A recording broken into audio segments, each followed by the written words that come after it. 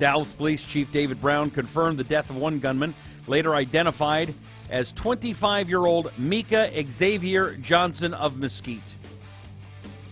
Dr. Alex Del Carmen, police training expert, is here. Been training police and training the chiefs of police in Texas on racial profiling.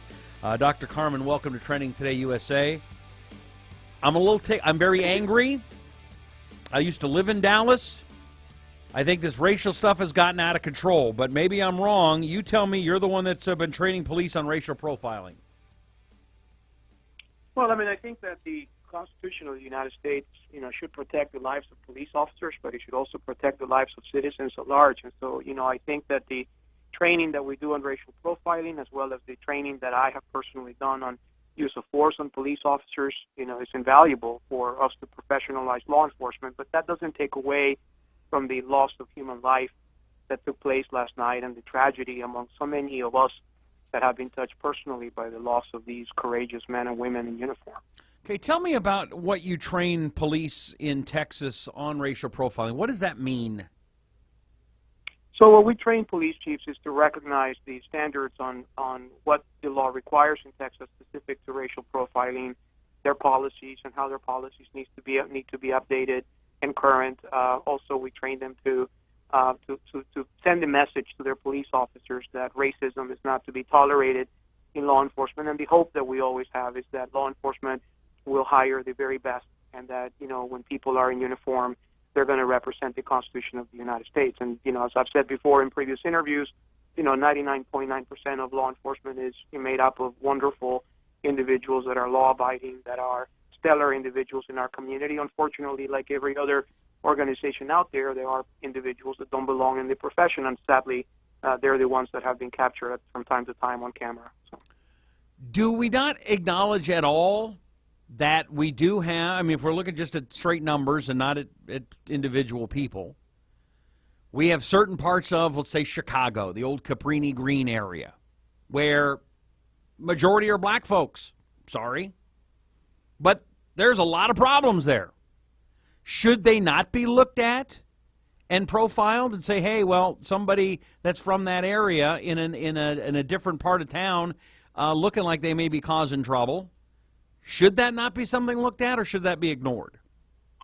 So the Constitution actually protects us against singling out people based on their race or ethnicity, and there's also federal and state law that protects people from being singled out. However, to your point about making generalities, I think the bigger factor that we have found in our studies on crime that I've personally been involved with for 20 years, the common denominator seems to be poverty.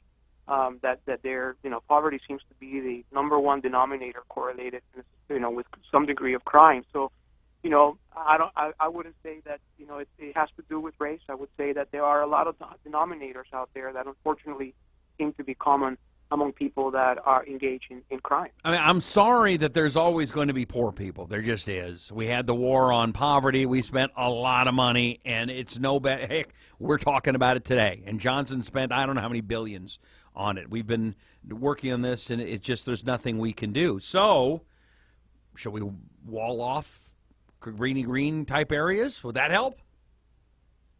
Well, I think that at the end of the day, what matters, how can we protect people and at the same time arrest the bad ones that deserve and need to go to be in prison so we can protect the majority of our citizens. So the question is, how do we go about doing that? So how do we root out crime, right? Mm-hmm. How do we root out individuals that engage in crime regardless of their color of skin, religious affiliation, or socioeconomic status? So at the end of the day, it's a critical question that I think has occupied the minds of us criminologists for a number of years. Now, as a criminologist, Dr. Alex Del Carmen here on Trending Today USA, have you studied the way they profile in Israel?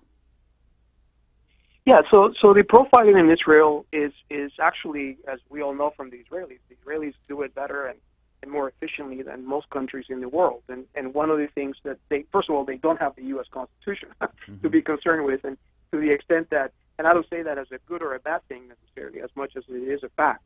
And so they have different laws. They can get away with stuff we can't. Exactly. Okay. And they also have a different level of tolerance among the populace that people in Israel do not mind or do not seem to mind to go into a mall and be searched and go through a metal detector and wait in line until their turn comes up. So the question has always been for us, to what degree do we want our safety to supersede our level of comfort and freedom in our country. All right, Dr. Alex de Carmen, police training expert. Do you have a website you'd like people to go to? So one of the websites that we use is www.texasracialprofiling.com or www.delcarmenconsulting.com. All right, thank you very much, Doctor. I appreciate you being here in Training Today USA. Thank you.